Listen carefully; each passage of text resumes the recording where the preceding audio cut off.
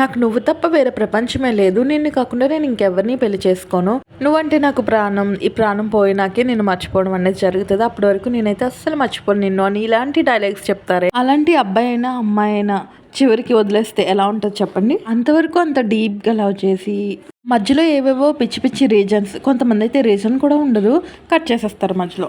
అలా కట్ చేసేసాక అవతల వాళ్ళ పరిస్థితి చూడాలి, దారుణంగా ఉంటుంది. రీజన్ కూడా తెలియదు, నేను మిస్టేక్ చేశానా ఏంటి, ఏం తెలియకుండా ఇలా ఎలా వదిలేశారు అనే ఫీలింగ్ లైఫ్ లాంగ్ వాళ్ళకి ఉండిపోద్ది. కానీ ఆ కట్ చేసిన పర్సన్ మాత్రం చాలా హ్యాపీగా ఉంటారు వేరొకరితో రిలేషన్లో కానీ పెళ్లి చేసుకొని కానీ. కానీ అవతల పర్సన్ మాత్రం చాలా సఫర్ అవుతూనే ఉంటారు.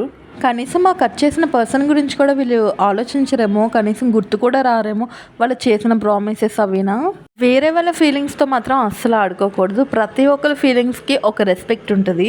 నీకు కూడా అదే ఫీలింగ్ లేకపోతే తన మీద నువ్వు వెంటనే చెప్పేసే, నీ లైఫ్ నీది, నా లైఫ్ నాది, ఇద్దరికి సెట్ కాదు అని. నీ లైఫ్ నువ్వు చూసుకో, నా లైఫ్ నేను చూసుకుంటానని చెప్తే సరిపోతుంది.